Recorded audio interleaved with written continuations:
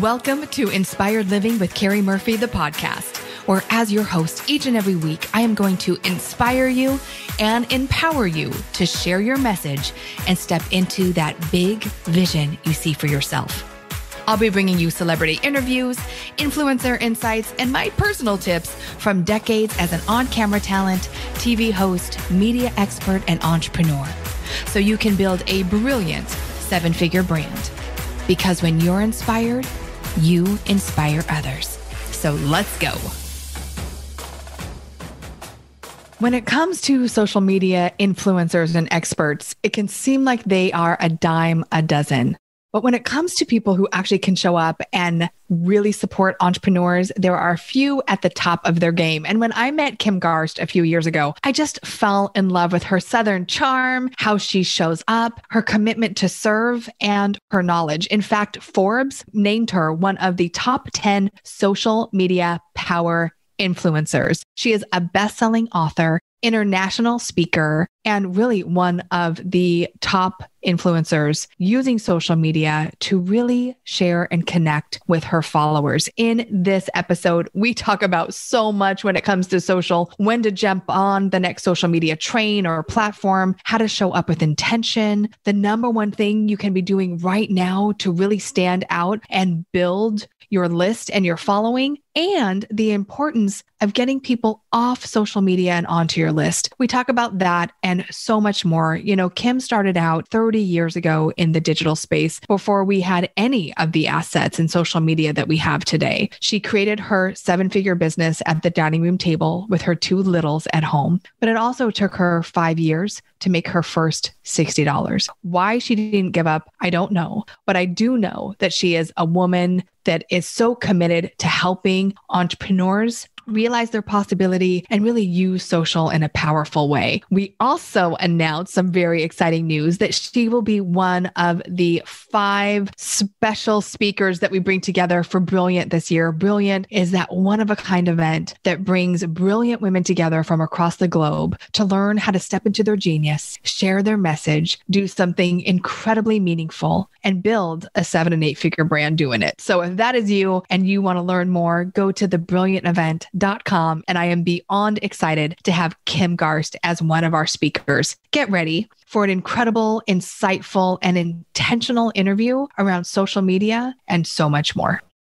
Kim Garst, I have to tell you, I am such a fan, not only because you're brilliant at what you do, but because of the heart in which you show up in this crazy social media space. So thank you so much for being with me today. I'm so thrilled to be here. You know, when you say the crazy social media space, boy, has this year been a crazy year for social media. I mean, it has been a year, you know, I say year, meaning 2020, I know we're in 21 now, which is hard to even wrap our heads around. It seemed like as long as it dragged by, it also flew by, you know? Did. So, yeah. It's been I had a baby, which made it fly by even quicker. It was the greatest blessing, right? Because it was a little Groundhog's Day, but it also went by really fast. It was that weird though. Some days that, felt super slow, and others, the year just went by so fast. And I mean, some days it did seem like it was just dragging. Like, is this year ever going to be over? Right.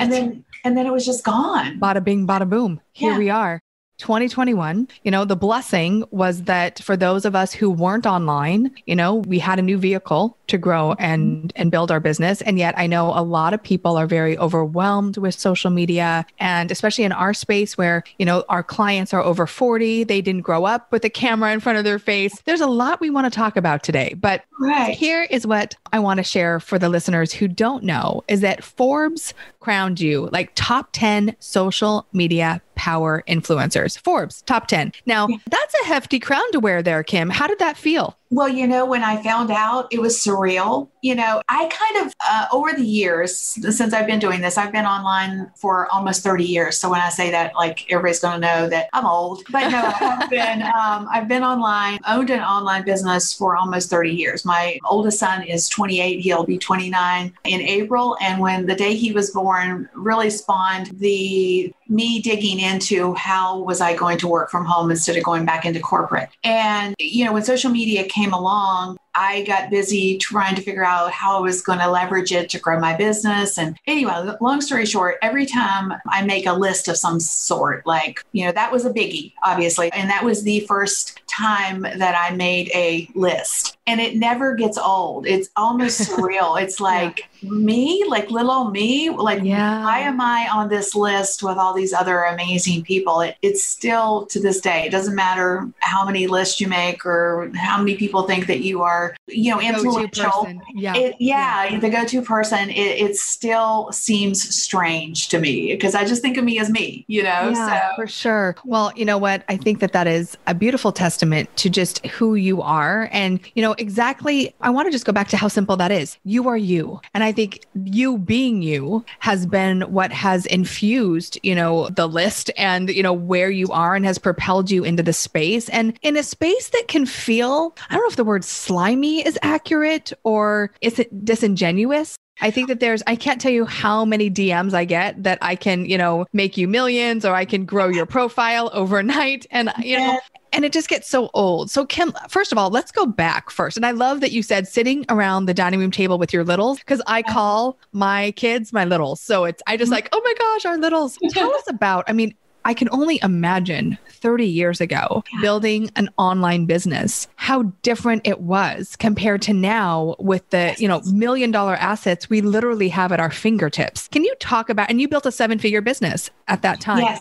Yes, from my dining room table. And the interesting part and the distinction, I think, between then and now is there were no resources then. There was, no YouTube. You couldn't watch YouTube videos to figure out how to do something. There were no books. There were no resources. There were no websites. There was literally nothing. And so it was the dark ages, the dark internet ages. Yes. It was just getting started. The internet was, it was just getting commercial, like in 1991 was just starting to get commercial and all the educators were screaming and, like they didn't want it to go down the commercial road. It's a fascinating thing there for, at that point in time versus where we are today, where it's almost information overload today.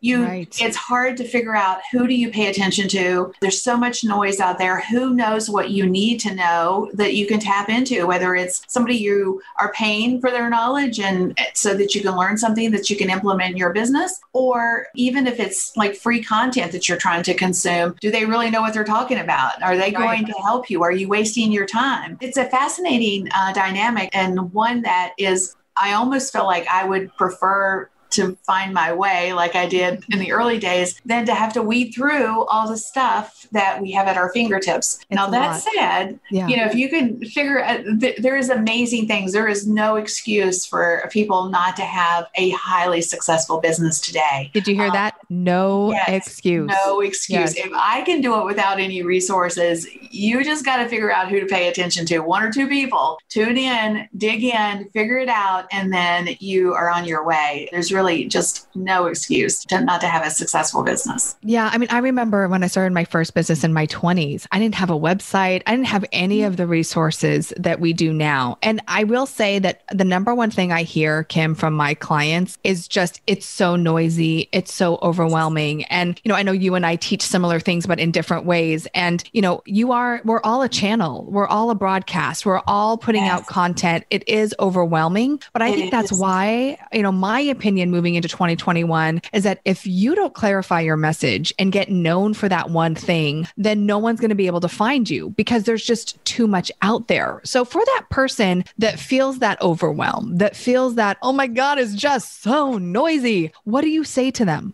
Well, I think you have to step back from the noise and be committed to understanding that you're going to get lost in the sea of everything if you don't step back from it. One of the things I find in the social media space that's kind of interesting, when it comes to noise, what I find is happening to so many entrepreneurs today is that they're spending anywhere from 90 to sometimes even 100% of their time doing things that are not revenue generating in their business. Right. And if that's you, one, just give yourself a little grace. voice and say, you're not alone, but you have to step back from that and stop getting lost in all the shiny objects and, really focus in on what matters in your business and what drives revenue. Pick one or two things that, you're going to do to attract people to you in the social space, but don't spend 80, 90, 100% of your time every day trying to build social media community, because that's not where your revenue is going to come from. It's a great way to attract people to you, but you've got to move those people from social to someplace that you can serve them in a more robust way. Right.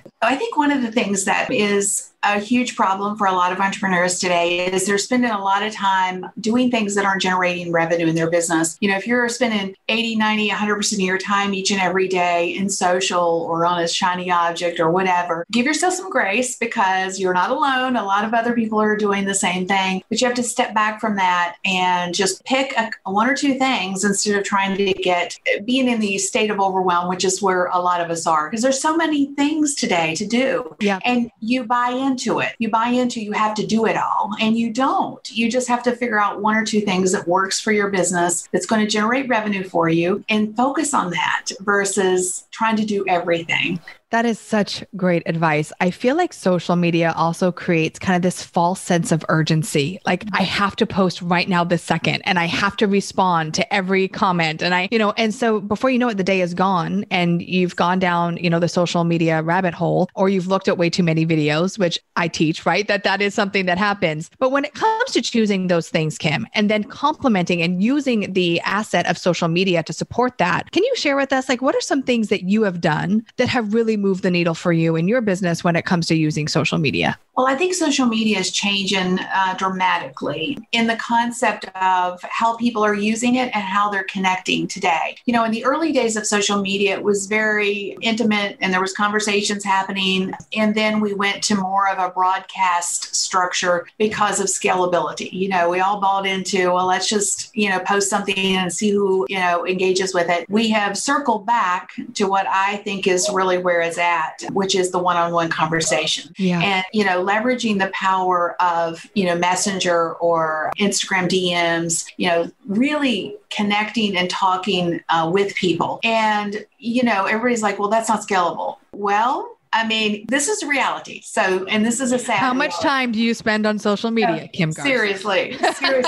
No, but this is a sad reality. And I've been doing a real big push to educate my community around how important it is to build your list, your email list, and moving your social media community to your list. That was probably one of my biggest mistakes that I made when I was going, getting all the fans and followers. I wasn't intentional with my list building. Because you don't own that. You don't own these platforms can go away tomorrow and you don't have connection. Or I have almost 400,000 fans on my Facebook business page. And, I'm lucky because my engagement's pretty decent there. But the average person is getting, 1% to 2% of their fan base actually seeing their content. Yes. So if you have 100 fans, 1 or 2 people is seeing your content. Now think about that for a hot second. And then compare it to how much time you're spending on these platforms when the potential is that your content is not even being seen. That is so true. It's like we put all this effort into our social, which I think is important, but how are you getting them onto a list where they're going to be much more engaged and see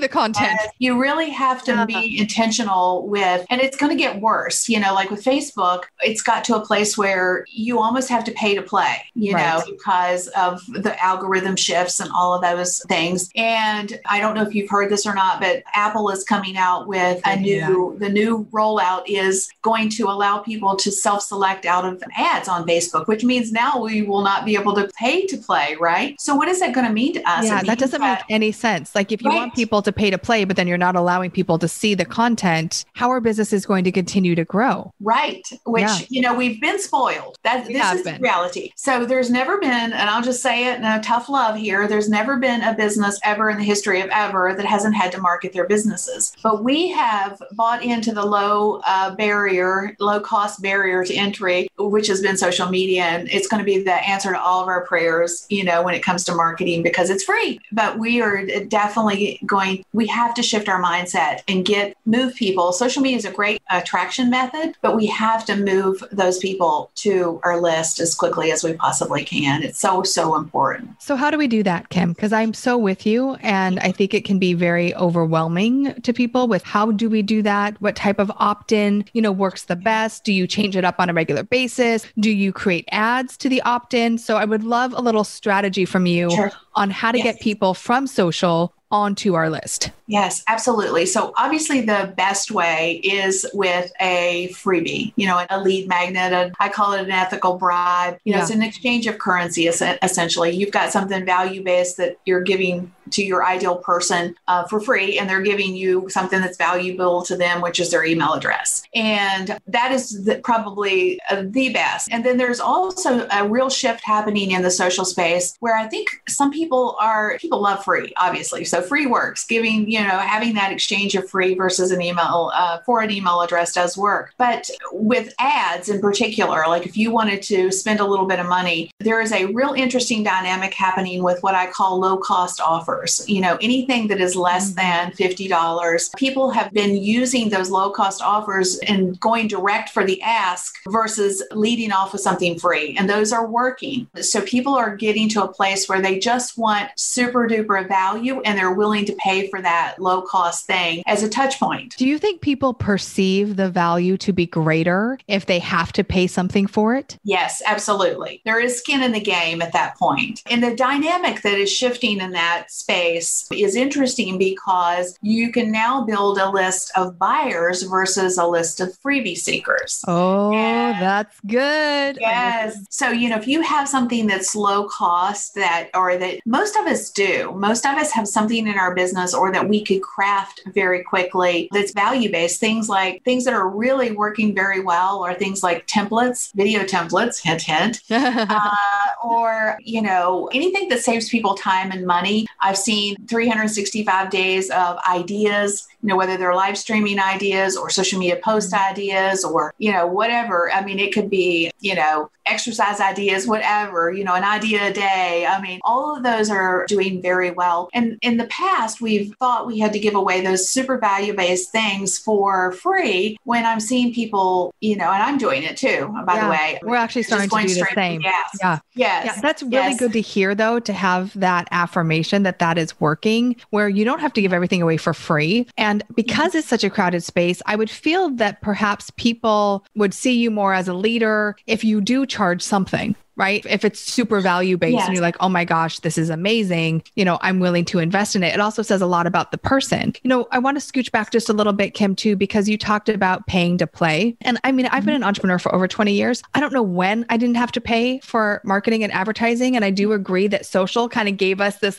free ride for a while and it was really great. But I will say this, and I was really scared to invest in Facebook ads. And I know that they constantly change, but this last year, became super visible. We're really consistent with the way that we get our leads and we show up for them and we serve them. We had the best year we had ever had because we had a plan. We worked the plan. We tested the ads. Then we invested in the ads. And now we're just putting gas on it. And I know that algorithms and everything changes, but I think it's really important that if someone wants to grow a 6, 7, 8-figure business, they have to invest in marketing and advertising. The people aren't just going to find you through your free opt-in all the time. Yeah. And that's one of the things that I say quite frequently. Like when people go through my list building to profit course, they get so excited because they have their opt-in ready, right? Their freebie, and they put it out on social and they get very disheartened very quickly because 1 or 2 people take them up on it. And they think that, they're going to get, 50 people to opt in on day one just because they have this new thing that they're just super excited about,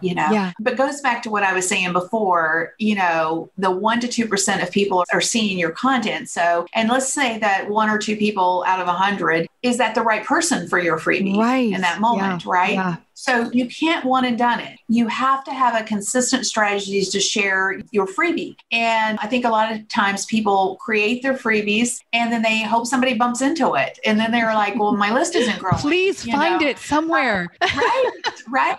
I mean, you're to see out there, guys. You have to stand out. In order to do that, you have to go tell it on the mountain. That's right. You have to preach. No. Yeah. Yes, that you are there and you have something value-based that, people will want. And one of the fastest ways to do that is to leverage the power of paid media. Facebook ads in particular, Pinterest ads are another great opportunity. And I'll just put another little plug in real quick. When it comes to, free organic reach these days, there's really only two social platforms left that give us the opportunity to be found versus having a community of people who consume our content. And that's Pinterest. Pinterest is a search engine. People are actively looking for content. And it doesn't matter how many fans or followers you have on that platform. And YouTube, video. 70% of people find what they're looking for through search, not because they're following a playlist that you have. That's exactly right. So, I always ask people, are you Googleable? Like if I put, can I find you? And of course, we know the power of video. It goes without being said, but just to say it one more time, I mean, that is the number one thing that you use, Kim, on social to build your business, is it not?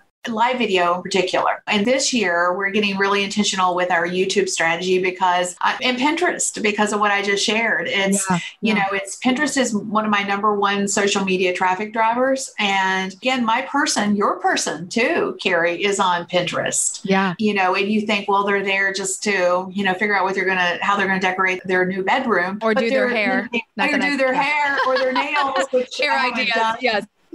Yes. But they're also looking that if they see something that is, it really meets them where they are as it relates to business, they're going to consume that content too. Sure. So it absolutely does work, and the reverse of that is true too, by the way. I think lots of times when we think that our perfect person, we look at them in the context of our business, but that person is holistic in the sense that they buy and consume other things from us. Yes. It's like, Keri, you have a new makeup line, right? So it ties to your business, but your person also is buying makeup. They're buying clothing. They're buying, a woman in particular makes 80% of the buying decisions. So how do you incorporate other things or other opportunities to put in front of your person that's going to meet a need for them? I think that's important for us to at least think about, because there's revenue streams available. Yeah, your ideal client is a holistic person. They shop, they buy other things. Where are they at and how are you showing up, to meet the need? That is so valuable. And that brings me to the question of the hour, which is, how do you know, Kim, with all the different platforms that come and go, and I know we have Clubhouse now and TikTok, you got to be there. And, we had Periscope in the past. Like, how do you know when to jump on the train and when to be like, you know what? I cannot jump on the train. Like, I am too busy just trying to keep up with what I got. Yeah. So it's so funny you say that, especially in light of Clubhouse, because it is the new shiny object, right? And let me tell you, it is bright shiny object. Yes. Seriously. And so I was digging in my heels. I'm like, I'm not doing it. I'm just not even going to download it. I'm not asking anybody to get me on the platform. I'm just going to ignore it. And that worked up until the 23rd of December. And then somebody reached out and said, hey, I got an invite. And so anyway, long story short, I'm now on the platform. You're on Clubhouse, right? And I'm on Clubhouse, and I'm going to have to turn off the notifications. I'm serious. I'm going to have to turn it off because it is so distracting. And, I'm seeing a lot of major marketers on this platform all day long. I'm like, doing nothing else. Yes. Are you doing anything for your business? So, but to go back to your question, you can embrace new platforms, I think, and there's a big opportunity as an early adopter if you put some boundaries and some strategy around the concept of embracing that platform. So Clubhouse is one of those platforms where I think there is amazing opportunity, especially if you are reluctant to embrace getting in front of the camera. It's audio based, by the way. It's audio based. It's an audio app. So it doesn't matter what your hair or your makeup looks like. So that's a positive. But I'm seeing just people spend so much time on the app with no intention. And I don't recommend that. So what I've been doing, I'll just share what I'm doing, is I'm watching and looking and paying attention to what people are doing and what seems to be working. Like, from a strategy perspective, how are you driving traffic to other things? How are you creating sales with it? So I'm kind of like in that mode right now. Haven't decided how I'm going to leverage it or if I will, frankly. Right. So now you're just observing, which I think is really, it's a good thing. And I think that's how we can make the decision, is to observe. And you said a word that I live by, and that is intention. And I think it's important that we go back to all platforms. It's so easy to get sucked down the rabbit hole. And it's like, what is your intention for being on any platform? What is the goal? How are you, like you said, one-on-one connection and relationships? It seems daunting, but at the end of the day, people buy people, not things, right? I mean, we buy the sweaters, we buy that, but if you're a social marketer, people are going to, buy you and what you promise them. So I think intention as we head into the year is a powerful word for us to go back to and revisit. Well, for years, I've told clients that you should have intention around everything you post on social media. Like if you're going to post an inspirational quote, okay, what do you want from that? Is it engagement? What's the goal for that piece of content? If you are posting your opt-in, obviously you're wanting people to opt into it.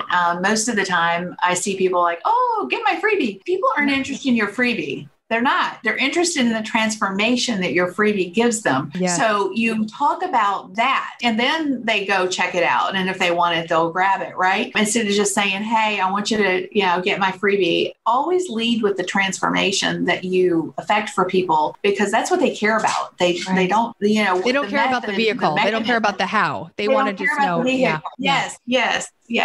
Yeah. So good. You came out with a best-selling book. It was pretty much overnight. It was, will the real you please stand up? And I just think of Eminem, like, please stand up, show up, be authentic, and prosper in social media. Tell us about that book. And I think that it's a really powerful conversation to have, especially in this space right now where we all feel it's noisy and grow your business in incredible ways. And yet the average woman I know has the thought of, who am I? Everyone else is already saying this. How am I saying it different? Can we talk about that, Kim? Because I think it's a really powerful conversation. One of the things that I have seen over the time that I've been on social media, and something I actually struggled with when I first started, was finding my voice and being okay with understanding that it didn't matter if it wasn't perfect. And there's been a lot of, in this past year in particular, in this era of, political correctness or whatever you want to call it, I find that I've reverted a little bit, out of fear for saying the wrong thing or whatever. Yeah. But when I first started, I struggled with, what do I say? And so many people will say that to me, sure. Well, what would you say if you were just standing in front of somebody? And I picture, somebody that I feel like I can help when I want to talk in the social space. Okay, wait. We have to go back to that though, Kim, because that's really important. You have to picture the person you're talking to, right? I always tell people, if there's one person on the other side of that lens, there's one person reading your post at a time, right? So what would you say to your friend, to your client? And I think that is a game changer when that tone shifts, because it's not, hey, everyone, it's you, and you start to self-select. Is it me? Right. Or is it someone else? So I love that. Thank you for sharing that. Keep going. Didn't mean to interrupt. One thing that helped me and it might help others is I named my person, and I actually I clipped out of a magazine what I thought she would look like. And I put it on my computer on the side. And, when I wrote emails, I wrote my email for Beatrice. And that was what I named her. You can name yours, whatever, obviously. But I think it's important to be talking to that one person instead of saying y'all, which I do quite a bit, but it lumps everybody in together versus people, because there are people on the other side of those email addresses, using their first name and addressing them personally. But anyway, going back to the question, which was about the authenticity, that was what I found that most everybody that I worked with struggled with. It's like, what do I say? How do I show up? And when I decided to write the book, I did it because of my own struggles, and then looking at the landscape of who was successful in the social media space. It was anybody. I mean, if you look around at who's successful and doing great things in social media, all of those people are showing up authentically, and they are just talking.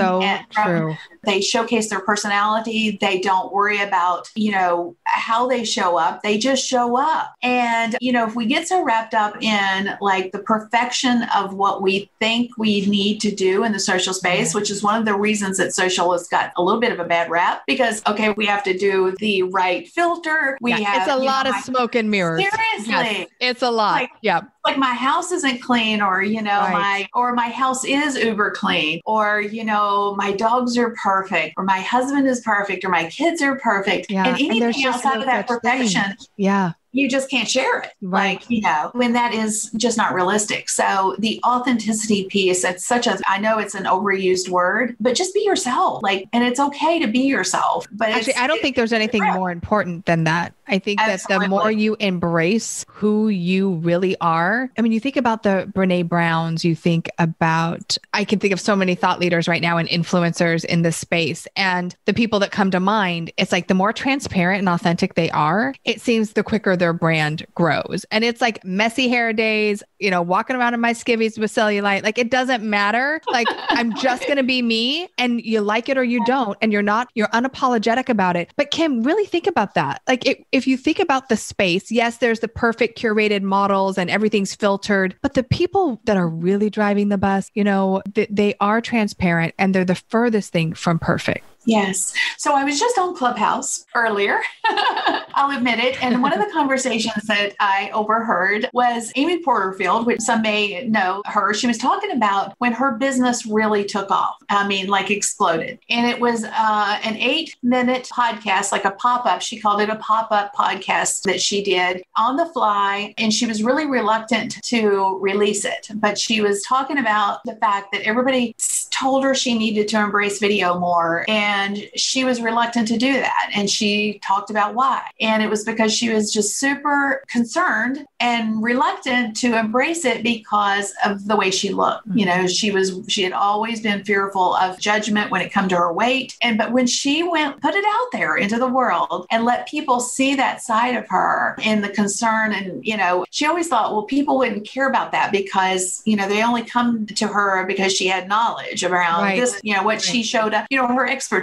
But when she was vulnerable and really let people see something that a lot of us can relate to, boy, like she said, that was the moment where she saw a point in her business it just took her to a whole nother level. And I think that's a really interesting thing for us to understand is and especially in the social space where everybody tries to pretend to be like perfect, and we're just not. There's nobody out there that's perfect. So will the real you please stand up? Will the real you please stand up? I really appreciate that. And I think that there is someone listening right now that needs to hear that more than drinking water today. Like they need to hear like how important it is for them to show up. And the more I think you share your, insecurities, your stresses, what overwhelms you, it reminds me of Oprah. And I remember when she was going through, she was a talk show host. And then before you know it, she was like the thing, like the sensation. And it was a very similar thing where she, shared about her childhood trauma, her weight, and she got all of America, right? Like going with Bob Greene and everyone, was working out together. And I felt like she went from, kind of a talking head to a global figure that the real person could relate to. And a great example, Amy Porterfield, the same. And I think there's so many other people we can think of, Gwendolyn, that when you think of who they are, it's not what they do. You don't buy what they do. You buy why they do it. You buy them. And that relatability, I think, is super important. So thank you for that. So Kim, question for you. When it comes to your month, you're on social a lot. You're building your YouTube channel. I mean, you're a top end of influencer in the social media space. How do you create your plan for the month? What do you do? Well, everything flows from my blog, usually. So, and the promotional things that we have on the calendar. And we do it not from a yearly perspective, but we do it quarterly because in the social space, things change rapidly. And even within a quarter, we sometimes find that we have to replace ideas and concepts. Got to be adaptable. Yeah. You just got to be adaptable. Yeah. But a lot of times, even my live shows will be a summation or same type of content that I'm sharing on my blog, or I will take an idea that I have for the blog and I will talk it on a live stream and then we'll turn it into a blog. So we're very intentional with the content so that I can leverage one block at a time and then repurpose that content. So I'll just give you a quick example. If I want to give, 5 ways to do Y, right? Then I will sometimes go live. I will share those tips or strategies or whatever it is. We'll immediately take that that content, transcribe it, and my content writer will actually turn it into more of a blog format, not just, a transcript. So she'll take the content, she'll turn it into a blog format, but we'll also repurpose the video, the whole video. We'll pull snippets out of it for IGTV. One thing I'm really intentional about is breaking down the talking points, is what I call them. So if there's 5 ways, I will try to be very intentional with positioning those 5 things so we can snip those 5 ideas or 5 tips. We do the same thing. You can use those in social. Yeah. Yep. Yes. So use them on IGTV and other places. So one block of time can create, upwards to 200 pieces of content. Wait. One block of time can create 200 blocks of content. Did you hear that? Yes. It's not about doing more. It's about doing a thing and using and repurposing that content. Love it. Yes. So one of the things that's super awesome about live video is the fact that, and video across the board, honestly, because people have that touch point with you. Like they know in a hot minute if they like you, or at least they're going to stick around long enough to listen to anything you have to say. Right. So one of the things that, and this might, for those of you who might be a little bit older, I reached the age of 40 and my arms were no longer long enough. So I had to start wearing my peepers, but those have been a real big part of my brand. Normally I wear a pair of red glasses. I've got my purple ones. I know I was today. Expecting those, but I like what you're wearing today. Yes. Yeah. So, but things like that can become a part of your brand and people recognize those things. And it's interesting too, though, just from the concept of being intentional with your time. It goes back, I use the term intention a lot because we don't have time for all this stuff, y'all. I mean, you can't do all of it. Yeah. So, using one block of time, going live or creating a piece of video content, whether you go live with it or not, but leveraging that to have transcribed it. I mean, technically the text could be turned into tweets, straight up tweets on Twitter, or, copy for your social graphics. Yeah. I mean, seriously, if it's good stuff, I have what I call a full play, it was so good. Do the whole shebang, everything we can possibly do to create content. The half play is sometimes you create something that's okay, but it's not awesome. And then sometimes I say, don't bother, because sometimes we're just not on. So I'm like, don't do anything with that. It wasn't good enough to do anything with. But I think the intention part of it's the key. If you go into a video and say, okay, I'm going to share 5 things, then those 5 things can be split into so many opportunities. And the nice thing about this, besides the fact that now you have a lot of content that you can repurpose, is that your messaging is yours. I see so many people sharing other people's content or other people's quotes or whatever, when we all have zingers. We all say things that are value-based. Share your own stuff. Yes. Share your own stuff. Yes. Build your own expertise. Say, crown yourself an expert. Put it on you today and say, I am worthy. I just shared something really good. I'm going to put it out there. You're a content queen. You are quote queen. You are, Hey, Kim, how often do you go live? I go live at least once a week. Yes. I have my Marketing That Grows Your Business show on Mondays. Normally I go live on Thursdays as well, because I do a Tools Thursday, because I love great tools and I love sharing great tools. So normally I do at least those 2 days. Some days, like last week, I was doing some promotion around my list building course. So I was going live. I think I went live every day last week. So it just depends on what's going on as to how often. But minimum once a week. You got to go live at least once a week. Yes. Minimum. And if you are, I tell people this, and I don't mean it in the context of you have to do this, but it's just a smart move. Live shows are more intentional. Again, that intention word, because you set a time and a day and you show up routinely on that time and day. So people get used to seeing you and connecting with you in that time. So that, and that can be monetized. It's just like a podcast. You can get, show sponsors and, ad placement. Yes. Yeah. You can do so many things with a live show, and, notwithstanding all the repurposing value, but the other side of it is monetization side of it too. Yeah. I think that is a really important thing as we're moving into the new year. And again, kind of going back to the noise and everyone's online. It's like when people know that you're on at a certain time and they can expect it, then you create loyal followers and people that look forward to your show. And so if you will commit to going live once a week, pick the time, pick the date, make a title for it, Make it a show. I was listening to a podcast the other day, and it's so true. Like IGTV, YouTube, like they're all our own Netflix series. We all have our own shows, but the lack of consistency is why most people, don't build their following. It's not lack of talent or lack of knowledge. It's just they're not consistent and they give up way before. I think that the misnomer is you show up and you go live every day and your followers and money is just going to be pouring in from the heavens. And so, Kim, what advice, and then we'll wrap up with this, what advice do you have for people that really want to move the dial on social? And again, kind of go back to where do I start? Such a great question. The one thing that has had the most impact on my business in the social media space is live video, bar none. There is nothing else has had that much impact outside of live video. And, as an entrepreneur, many of us are here for impact. The money is great. We're trying to build a business that generates revenue for us and, makes a difference for our families. But we're also about how we help, how we show up. And, whether it's a book or the opportunity to build your own stage. I want to talk about this real quick because I think this is super important. Clubhouse is kind of one of those opportunities. They're calling it a stage, and I think live video is that too, where you are building your own stage. Like if you have a show, you invite people onto your stage to speak. You have a guest, in other words. You can monetize your stage. So if you think about it in the context of, leveraging your time smartly in the social space and then creating a revenue stream with it, creating a content, everything can flow from your live show or your stage if you approach it with intention and a plan and a strategy. So if I was to recommend anything, I would recommend a live show. If you're just starting out and you're like, well, what if I show up and nobody shows up with me? It doesn't matter. Okay. They'll come.